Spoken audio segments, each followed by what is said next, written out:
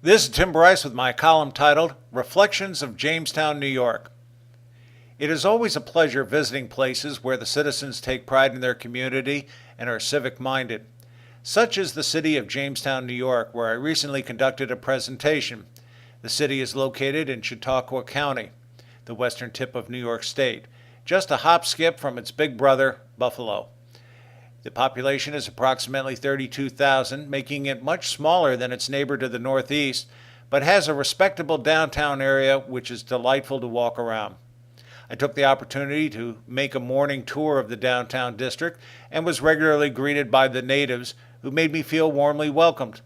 While waiting at a crosswalk, a local approached me by saying, "You're not from around here, are you?" "How can you tell?" I asked. "Your shorts," he replied. "It's too early for shorts here." When I confided I was from Florida, he thanked me for bringing the Florida sunshine with me to Jamestown. I happened to visit Jamestown in early May, and as a Floridian, immediately noted the change in climate, which was brisk in the morning. However, by noon it was a comfortable 80 degrees. The first thing attracting my attention were the trees, which were just beginning to bud. As someone who has lived in the South for the last 30 years, I had forgotten about the changes in seasons. What caught my eye, though, were the beautiful flowering dogwoods lining the downtown streets. Like Buffalo, Jamestown is known for its rugged winters and relatively short summers. As anyone can tell you who has lived in the North, the cold can cause considerable damage to the streets and highways. I was reminded of this shortly after I started driving on I-86, where I had to dodge a seemingly unending line of potholes. The weather also influences life around the county. Fishing season had just opened, and I saw boaters going out to massive Lake Chautauqua where the fish were jumping. Unfortunately, I forgot to bring my fly rod and reel. In the summer, there are cottages and small hotels of vintage design surrounding the lake to attract the tourists.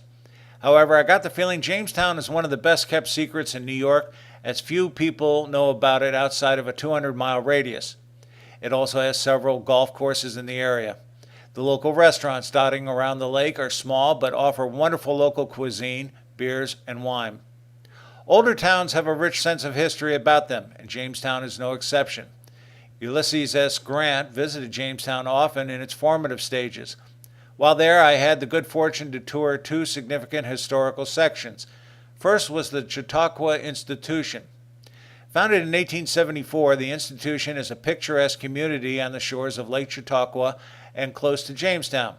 During the summer, more than 100,000 visitors will stay at Chautauqua and participate in programs, classes, and community events for all ages, all within the beautiful setting of a historic lakeside village. Presidents from Grant to Clinton have visited to develop and deliver speeches. For example, FDR developed his historic "I Hate War" speech from the Chautauqua Amphitheater in 1936. Next, there is the Robert H. Jackson Center. Jackson was an Associate Justice of the U.S. Supreme Court from 1941 to 1954.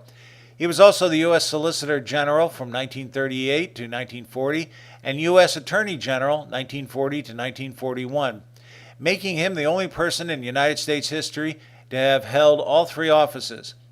However, his notoriety grew when President Truman appointed him to serve as U.S. Chief of Counsel at the Nuremberg trials shortly after World War II. Although born in Pennsylvania, Jackson adopted Jamestown as his home. The Jackson Center advances his legacy by offering lectures, symposiums, and publications. The center also serves as a museum, not just for Jackson, but for all of the presidents and Supreme Court justices who have visited there, which are numerous. If you visit, be sure to see the Grant Room, where President Ulysses S. Grant held a major meeting. The center is open to the public, and youth are particularly welcomed. Without a doubt, Jamestown's most noteworthy citizen is comedian Lucille Ball, who was born there. The Lucy and Desi Center for Comedy is a major draw for comedy talent, and her picture can be found throughout the area. Locals are particularly proud of the Jamestown Gateway train station, which is located downtown. The station was recently refurbished, and it is now a showpiece of Americana in trains. It is a particularly favorite stop during National Train Day. The citizens of Jamestown genuinely love their city and the beautiful countryside surrounding it.